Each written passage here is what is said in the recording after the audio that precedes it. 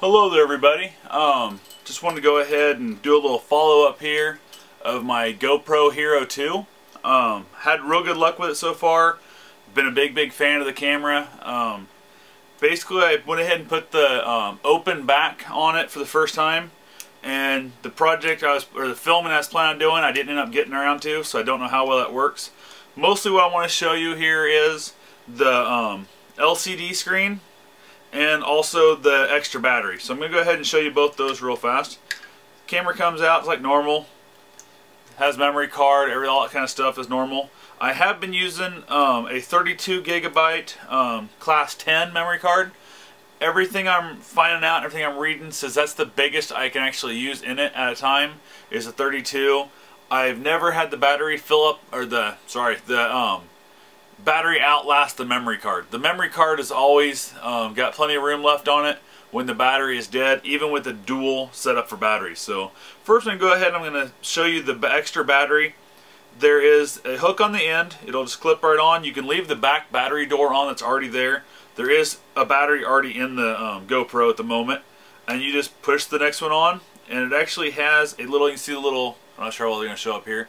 There's three little green lights there. Let's see if we can get it angled up here. And you guys can kind of see them right there. So anyway, basically those little lights just tell me the batteries are fully charged. There's a mini USB port on the back for charging. And the nice thing about it, if you don't run it this way, which I usually don't, I usually run one battery at a time, the one right here, it'll pop right back off. This can be left in your truck, car, van, SUV, RV, wherever it's at, or in your house. This can be charging while you're using this battery. When this battery goes dead, come back in, swap the battery out, and assume you didn't just use it straight through, this one's going to be charged up by the time you get back to your vehicle or wherever you're at with a 12-volt plug in to charge it. So basically it goes ahead, and like I said, it plugs right in. You can use it with two batteries. Will double the memory, or the battery time. The back hinge here does also pop right off, and it has the door for the extended battery or for the LCD. I've never actually used it on the extended battery, so I'm not sure if it fits in there or not. We'll find out here, I guess, real quick. Do a little experimenting. And it does not want to fit. So it actually, when I bought the extra battery pack, it came with a separate door. I just didn't have it out with me because I wasn't planning on putting that together, I guess, at the moment. So I'm going to go ahead and take the battery off. I'm going to set it off here to the side. Doesn't really affect anything in the next part I'm going to do. You cannot use an extra battery and an LCD screen. Those two will not work together. It also the same has a little hook door here that you just hook right at that little groove. Plops right into place. And the nice thing about it is when you go ahead and you turn on the unit, the screen will light up here. I'm not sure how well it's going to show up on screen. And you can actually see as stuff moves in and out of there, you can actually look at the pictures that the GoPro itself has seen. So you can see my hand kind of come in front of it. Works really great if you want to use this as just a simple little point and shoot. And if you don't want to use it as a simple point and shoot, you don't have to, obviously. You can use the video camera, hand hold it. This will clearly fit right back in the unit here. It's really nice. Door seals up tight. Makes it waterproof with a solid door. Nice thing about that is, if you want better sound quality, you can actually go ahead and take this back thick door off, and they have a hollow door like this one for better sound quality. The other nice thing is, let's say you get your angles all set up where you want it. You can push that little button, which is a little button that protrudes through the waterproof case. Actually turns off the LCD screen, which by doing that will save you battery life. So that's a good thing to have. I like that quite a bit. You can go ahead and push the button again. It clearly comes right back on. You can see the screen in there as I'm panning around and what the GoPro is seeing. So the other nice thing about that, as you want to work through your what you're looking at, you can actually, you guys won't be able to see the screen, but there's a little picture up here now of a camera. There's a little picture now of multiple pictures as you work through. But once you get to the full menu, basically you can hit play. You can rewatch what you've already watched, which is a pretty cool thing. You can look at pictures, either one, and then it also has a setup button, which once you get there, hit the top button to get you to it, and it's nice and big. You can definitely see exactly where we're at. This one here is going to show us for movie mode. Let's say I want to change the quality. I can go in here to movie mode and hit the front actuator button, goes down to camera, multiple pictures, time lapse. So Much nicer with the LCD screen because you clearly get a chance to actually look directly at what it's saying. I can change the, I'm now on 30 frames per second, 720. I can change that to wide, to narrow, whole bunch of different things it allows me to do. Take a picture every 60 seconds, to turn it upside down. Lots and lots of things a guy gets to do with it. So you really got to enjoy that. Just makes life so much easier when you have this full screen to see what's actually going on. You can go into farther menus. I'm not going to go through them all. It's not really important. Go right back to exit, hit the button, and boom, I'm right back where I was. I'm now on the video mode. Again, as you can see the hands going through there. You can see it doing something different. Gotta love that. Overall, I gotta say I'm very happy with the LCD screen. I'm gonna go ahead and hold the button down here and turn this off. It doesn't, I haven't noticed it affecting too much on the battery life as long as I go ahead and turn the actual button on the side to turn off the player.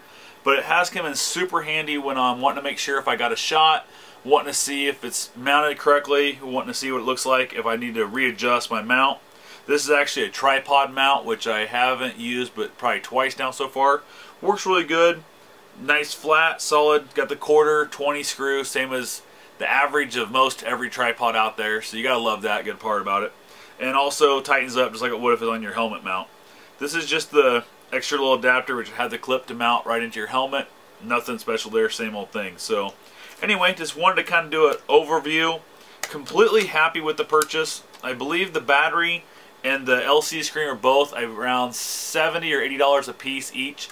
I don't remember exactly how much they were. But it does pop right back off, so let's say you do want to put the battery on it, drop the extra battery on it, plug it in, you're good to go, or leave it without anything. If you do plan on running it without anything at all, in the case, you will have to carry the extra backpack with you, whether it be the open one for better sound quality or whether it be the waterproof one, whichever it is. But this will flop around here and can possibly do damage to the camera if it's not held in there securely. So that's basically what I have at the moment.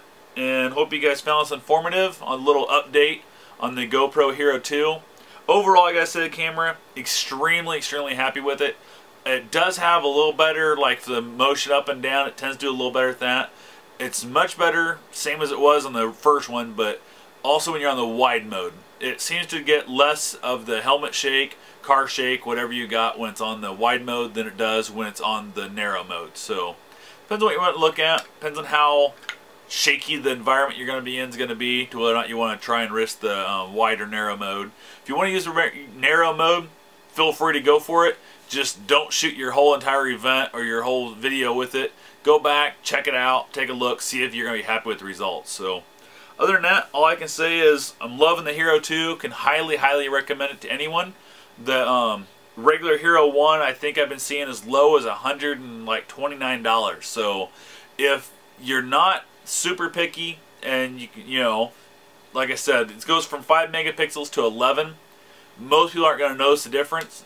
I don't know, I guess I was just kind of wanting the newest and greatest because it was out, and I just spent $300 on the Hero 1.